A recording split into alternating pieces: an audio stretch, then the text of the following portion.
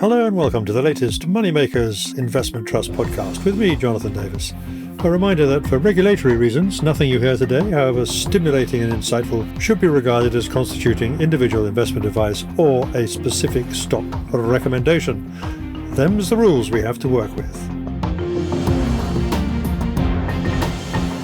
This week on the podcast, taking a slightly different approach from most weeks, I'd had the great privilege of talking to Jim Mellon, the businessman, investor and entrepreneur who every year holds a very interesting annual event for shareholders called the Master Investor Show.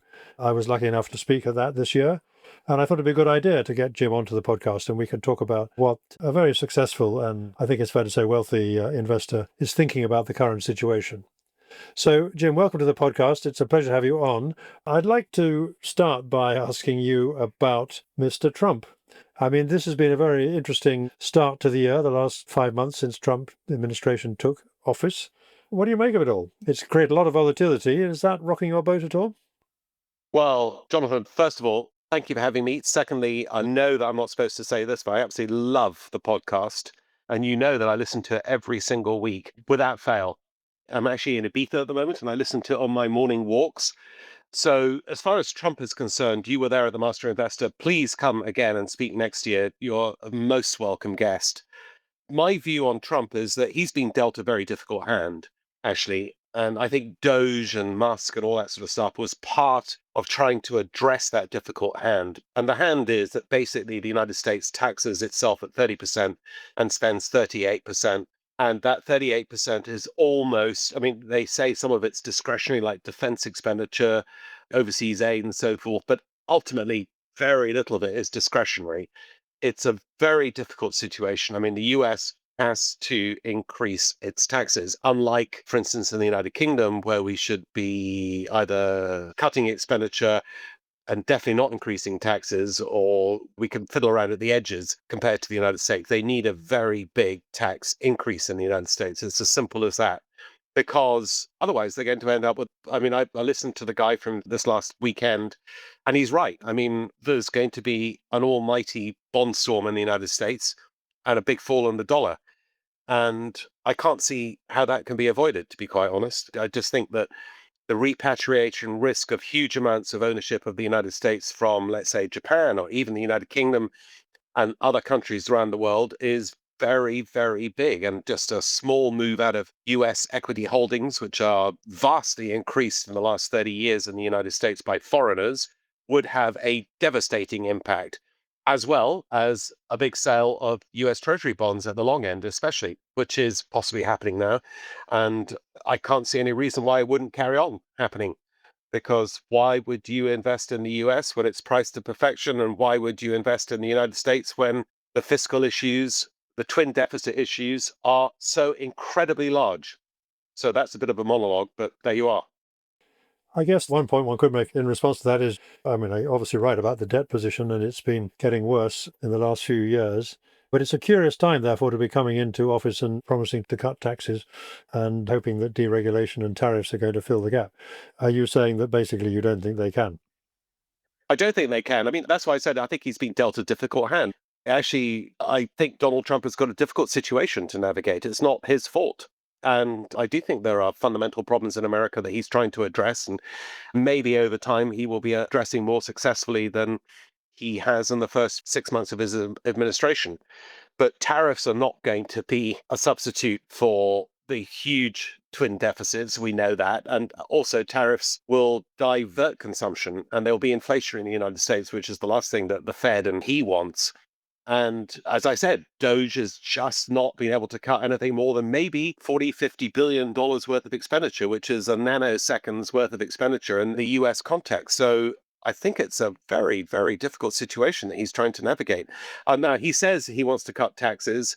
In reality, he's also been making noises about raising taxes on the wealthier people. And to be quite honest, I think the wealthy in the United States have had a huge concentration of wealth in their hands that's, I'm not saying being unfairly accumulated, that's not the case, but it's definitely been at the expense of most regular people in the United States who really have not seen an increase in their real income since the year 2000, which is a long time ago. Yeah. I think in terms of the inequality between the bottom end of the scale and the top of the scale is about as wide as it's been since, I think, the 1930s was the last time it was like that. And that's why we've got Trump, I guess, is because the political pressures coming from those who haven't benefited from globalization is a real political force. So do you think it has to end messily? I mean, you wrote a little pamphlet before the global financial crisis called Wake Up, which I think I can reference now, and you've just put out a second one. But there isn't really a way in which this can end without some kind of crisis or perhaps market meltdown. Is that a reasonable inference from the kind of things you've been saying? Because it's very, very difficult to manage politically in the short term, and governments aren't good at postponing dealing with problems, shall we say. Well, yes, but I mean, it's a bit like an addiction. If you have an addiction to heroin or alcohol or anything else, the more that you drink, the less effect it has. And we know that if the Federal Reserve steps in because there's a financial crisis in the United States, the effect will not be as great as it would or as potent as it would have been 20 years ago. So just printing more money or reinstituting QE is not going to be very effective in the context of what has to be a pretty big shakedown in the United States, which will obviously have effects on markets elsewhere. So if I had to make a forecast, I would say that we're looking at 25% decline in the United States market overall, another 20% decline in the US dollar, which is already down 8% this year against major currencies around the world. And I would pick the Japanese yen as being my absolutely number one currency to invest in for all sorts of reasons right now. Even though it doesn't yield very much, it will be yielding more in the future. And then there's all sorts of little signs around the world that things are going to get ugly. And one of them is the fact that the Hong Kong dollar, which, as you know, is pegged to the US dollar, normally it would be arbitraged out when there was a big gap between Hong Kong interest rates and US interest rates. And it's not the case at the moment. Hong Kong interest rates are down to almost nothing. US interest rates are relatively high. And yet the arbitrage is not happening. People are not selling Hong Kong dollars in order to buy US dollars, which indicates to me that, first of all, the peg will be broken or changed. And secondly, that investors are no longer confident, even in the context of higher US interest rates, of investing in the United States. And that is a very bad sign. So, yes, we are in 2007 going into 2008, and I think we can expect a major shakeout. Okay, but this will be driven not by the banks, as we were last time, but by the government debt crisis, essentially. So what are you doing about that? I mean, I know for many years you've been advocating buying gold, and that's been a very good thing to have done in the last 2 or 3 years in particular. We're over $3,000 and heading towards 3,500, which I think is a number you've mentioned as being a possible pause, at least in the gold's advance. What do you think about gold at the moment? And then we'll go on to talk about other things you might do to get the same kind of benefits you had from gold. Well, you see, I listened to the guy from last weekend, who I thought was very good, by the way. I can't remember his name, but he was great. And you interviewed him as usual brilliantly. But I would say that in the case of gold, he was saying it's fairly opaque because we're expecting the Chinese and Asian central banks generally to buy a lot of gold, and that gold is the new Bitcoin and all this sort of stuff. And I think when we hear everyone being positive about gold, it's probably time to ratchet back a bit. And so silver, I think, is a better bet than gold at the moment, but it's quite difficult to play silver, except by buying the bullion and by buying the limited number of silver producers that are out there. But I would think silver has probably got a better momentum than gold at the moment, if you're looking at it in the short term. But my call on gold is coming towards stale dated, and I will be looking for other stuff. I've done very well, Jonathan, in UK financial stocks in the last year or so. And I still think there's some upside merit in UK financial stocks. I've been a big investor in Phoenix and a big investor in Lloyds Bank and a big investor in Aviva and also Direct Line, which is being acquired by Aviva. But I would say that today my positions are increasing in Conduit Re, which is a Lloyd's insurer. And I think those sort of insurers are quite interesting. Catastrophe insurers, despite climate change, I think they will do quite well. And as far as I can see, Conduit's got half of its market cap in cash and no debt. And so I've been buying that one. But I think we've got to be very, very nimble. So other things that are of interest, I think some of the commodity companies, and particularly uranium, are very interesting. I don't see any way in which the increase in the nuclear fleet size around the world, there are 60 new nuclear power plants being built around the world, mostly in China. There'll be 200 by the end of next year under construction. And I hope we build lots of them here in the UK. I think that that is a good area to concentrate. And actually, I love investment trusts. I've been building a fairly substantial position in investment trusts, but we really, you and me, don't need to have more than 2 or 3 great ideas every year to make a decent living. And I think if you just focus on uranium, I love the idea of humanoid robots rather than just AI on its own, which I think is going to be offering huge busts around the world. I think there's going to be lots and lots of bankruptcies in AI associated stuff over the next 2 or 3 years. And if you focus on some financial stocks, you will weather the storm that is undoubtedly coming. And in terms of cash, rather than putting cash in US dollars, put cash elsewhere. And as I said earlier on, I think maybe put money in Hong Kong dollars or you put it in Japanese yen and you'll do very well. So when you're thinking about how you invest your money, obviously you're in a slightly different position to many people, but do you start with a risk or do you start with a return? And how do you sort of trade those off? You're obviously telling us that you like to have a relatively narrow focus. You're not investing across the whole market and so on. How do you think about it out of interest? When you wake up in the morning, what's your first instinct when you think about what you own and what you're invested in? I wish I was more scientific than I am. I'm now professionalizing my organization, which is a lot bigger than it used to be, and trying to introduce disciplines that I don't personally have. So I'm quite prone to just like being taken by the latest whim or the latest person that I've met or someone I like. But ultimately, I mean, you know this better than I do. We live in a world of unbelievably fast change.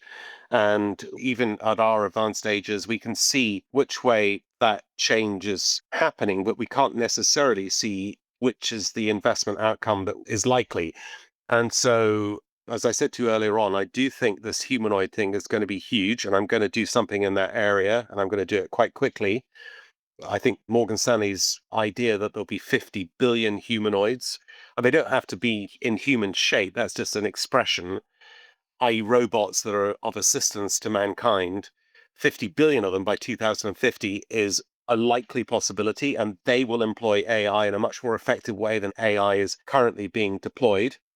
And that is going to be an area of very considerable interest. And China, of course, is the world leader in that area, as they are in many other areas. And I've just been in China in the last couple of weeks. And, I just wish more people could see how far advanced they are, how just amazingly advanced they are compared to us, actually. So I wake up in the morning and I think about where are the places in which we could make money. But I also think about the risks associated with that because China is put under tremendous pressure. It may well end up invading Taiwan, in which case all Chinese stocks for foreigners will be worthless, a bit like Russian stocks were rendered worthless 3 or 4 years ago for foreign holders of them. So, as I said earlier on, nimbleness is the key to this. And I'm reading more and more because if you are not well informed, then you are not going to be able to make the right decisions. But generally speaking, very bright people work in the investment trust area, which I know that you are the world expert on. And I like investment trusts because you can buy fundamentally good positions at discounts, typically, and you can also buy into very good mines at relatively low cost. And so for my retirement fund, it's exclusively an investment trust. For everything else that we have, which is quite a lot, it's either very concentrated or it's dispersed or it's mundane and boring like German property or hotels or stuff like that. So I don't really have a typical portfolio and I don't intend to have a typical portfolio because foolish consistency is the hobgoblin of a small mind, as my first boss always said, and he was right. Yeah, that's a Keynesian quote, isn't it? That's a Yeah. good one. Well, maybe what you need is some sort of humanoid in your office, Jim, to help you to do all this kind of stuff. That would be, Well, do you know what? We're all going to have them, Jonathan. I mean, I honestly think that in a few years' time, you'll see bar service being done by some sort of humanoid. You'll see your housework being done by it. You'll see your security systems being effectively humanoid. And it's an industry that, again, we don't really know how to invest in it unless you invest at the very highest level. So Meta, Amazon, Google, or Alphabet, rather. There are lots and lots and lots of Chinese companies in particular that are really advanced in that area. And it's something that you and me, should definitely watch out for because it's going to be an incredibly important industry, and it will be the first major effective use of AI, because writing commentary or taking notes using AI is all well and good, but it's basically just an adaptation of existing technology. This is going to be something that will be enmeshed into our lives in a very, very big way in the near future. But I guess if you like that theme and you're interested in it, there's quite difficult to work out how to actually invest in it. Is that what you're looking into now? Is that how you're? Yeah, I'm looking into it and I'm going to do something about it, and I'll let you know as soon as we do it. But I think that the number one area for it will be in defense, which is the great big zeitgeist of our times.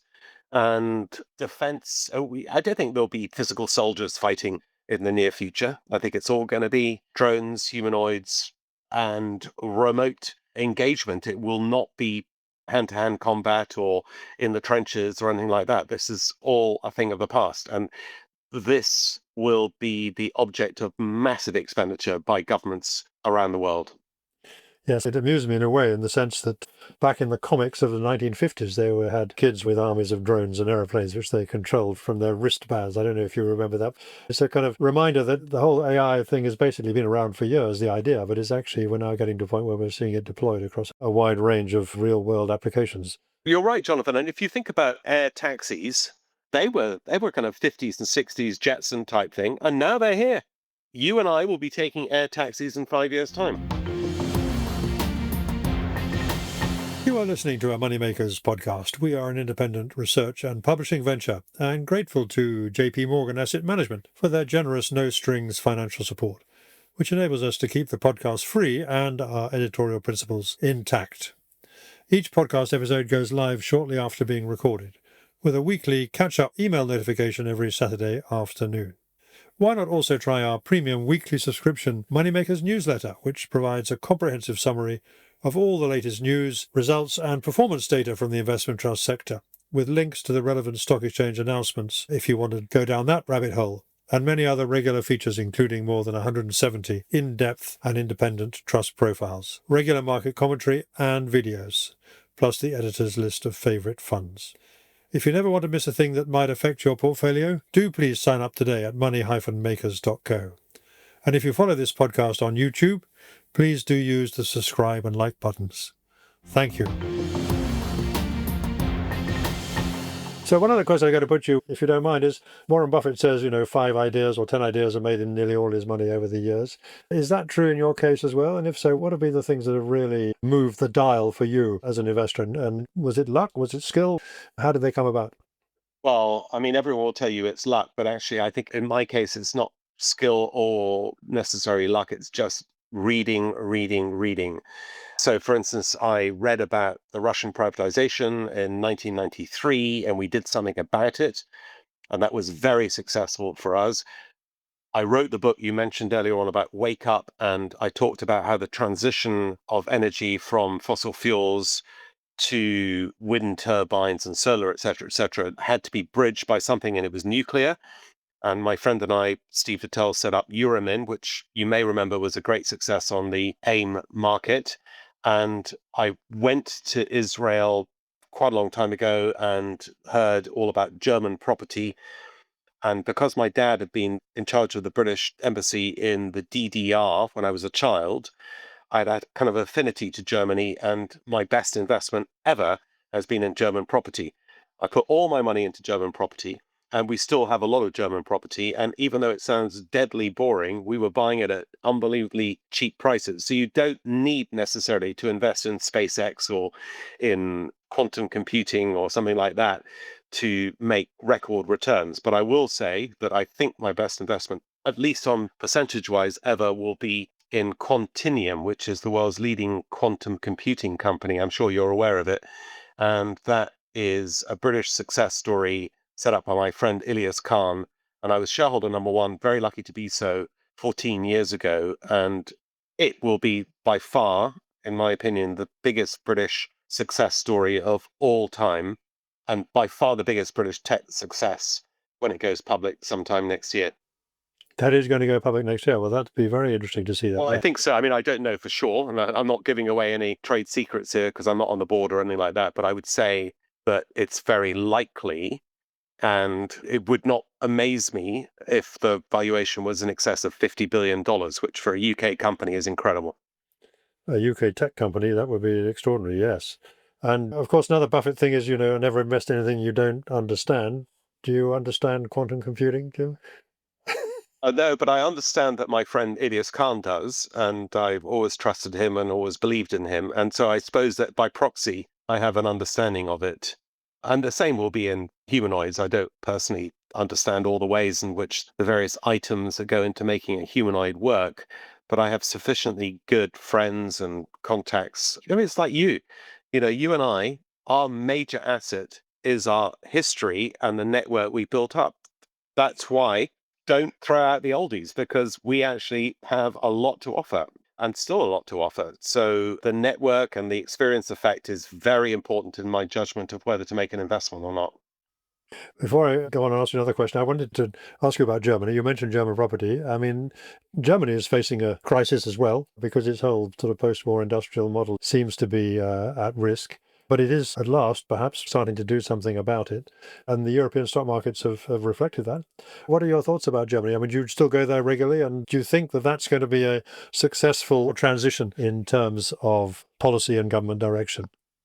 Well, I do go to Germany quite often. I've got an apartment in Berlin. I've had it for years, but I'm not as optimistic about Germany as perhaps the level of my investment there would indicate. And that's because it is still an analog economy in a digital world. And there's the old stories about Germany using fax machines when no one else does, but it's true. And I've got lots of German friends, and I think they feel the same sense of annoyance that the change is not happening fast enough. I mean, they've made a change in terms of loosening the brakes, in terms of their debt levels and their borrowing and in order to finance infrastructure development, et cetera, et cetera.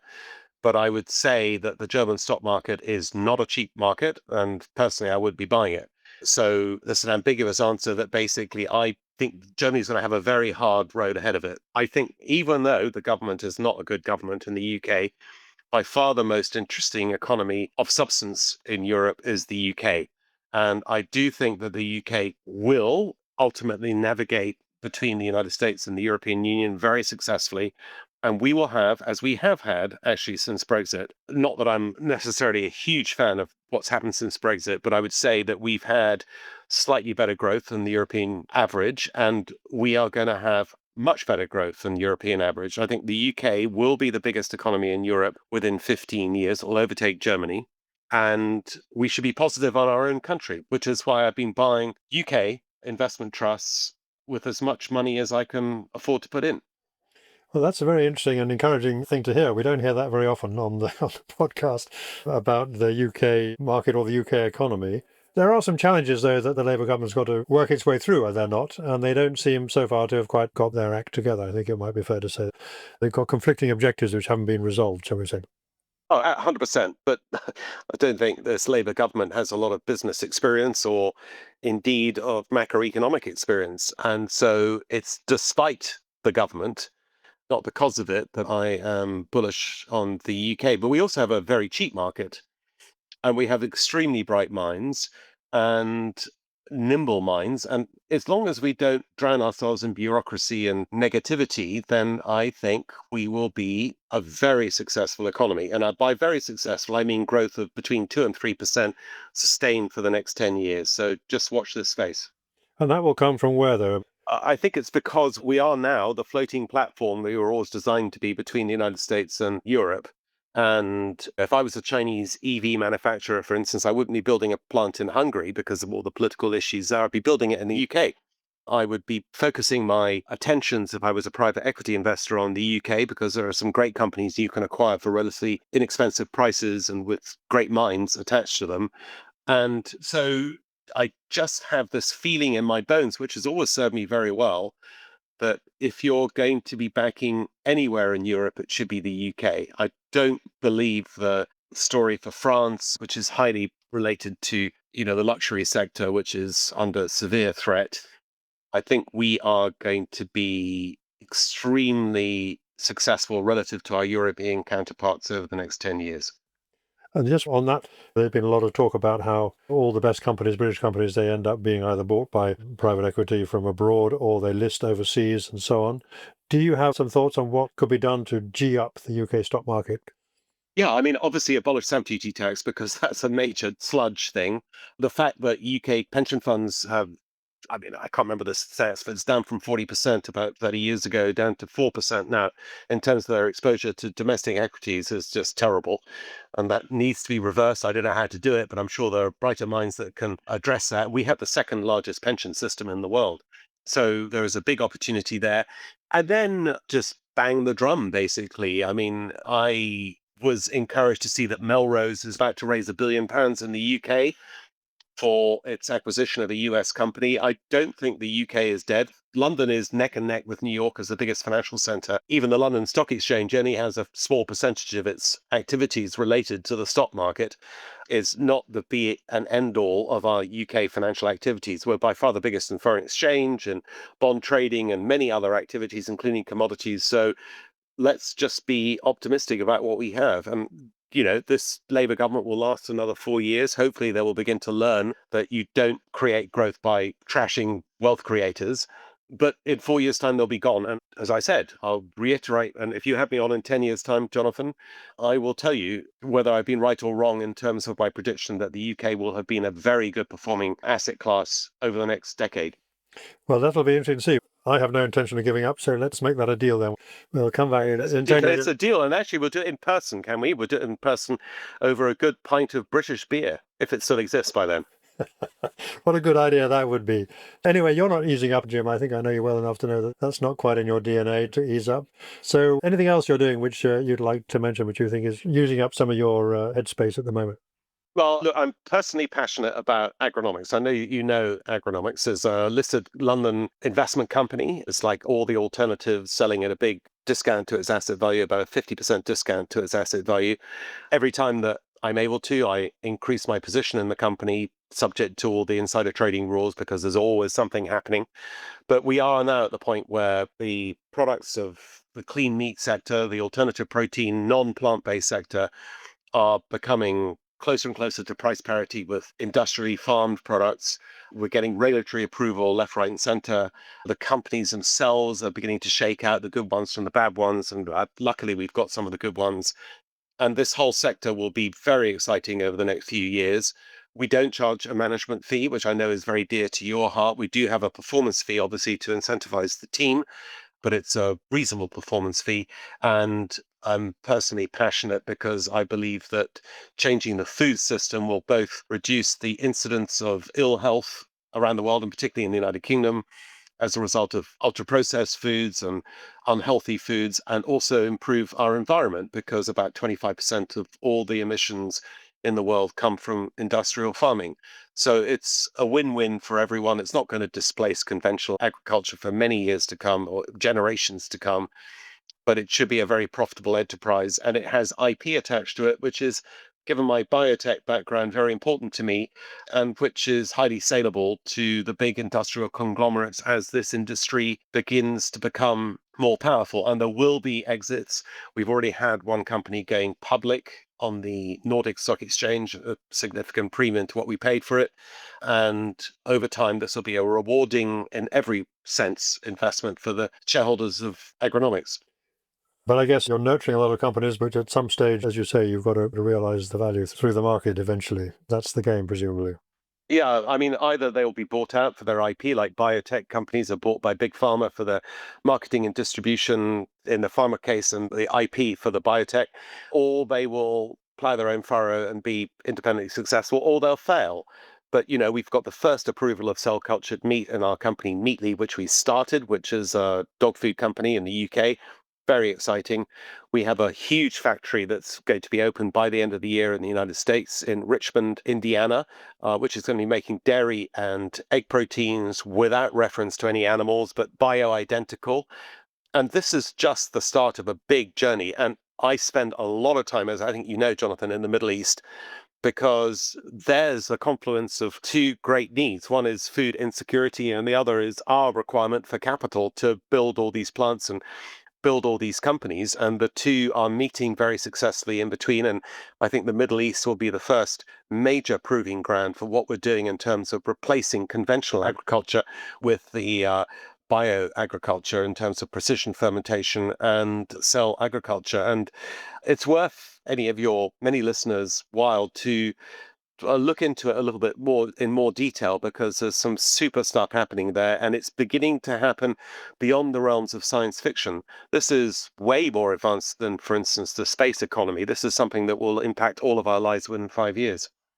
Okay, well, on that note, I think that's a very good note to bring this conversation to an end. Jim, it's been great to talk to you, and I'm glad that you are one of the buyers of investment trusts at this stage. We need buyers in the investment trust world, and that's very good to hear. And I think people will be encouraged by your broader comments, as well as perhaps taking note of some of the warnings that you have in there as well. Can I just, Jonathan, before you sign me off, ask you, because your audience is listening, will you agree to speak again at the Master Investor next year? I'd be delighted to, Jim. Of course I would. It's a great event, and there's a fantastic audience out there. And so, yes, of course I will. I'd be delighted to. Thank you very much. Okay. So that was Jim Mellon, the well-known investor, businessman, and entrepreneur.